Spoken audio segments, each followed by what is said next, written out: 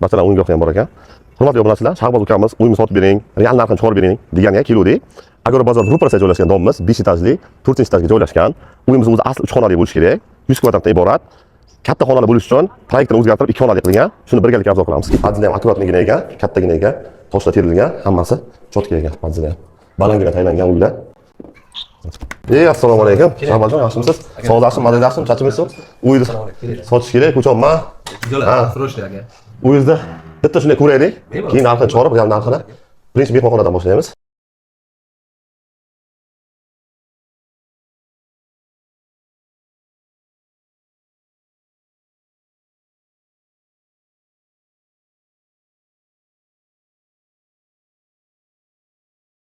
Ko'rib turgan mebellarimiz hammasi qoladi.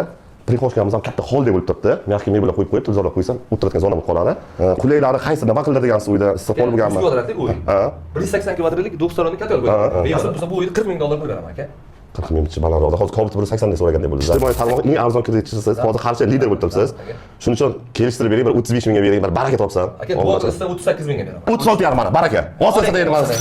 Hurmatli obunachilar, ko'rib turgan uylaringiz deyarli hamma mebellar qoladi. Bitta televizor bilan xolodilnik olib chiqib ketiladi, padalka bo'lgani uchun. Narxi 36,5 start so'ralabdi, ya'ni $200, $300 yana sun'iy o'tkazsa bo'ladi. Real olayotgan real narxi bilan pastdagi nomerga bemalol telefon qilaveringlar.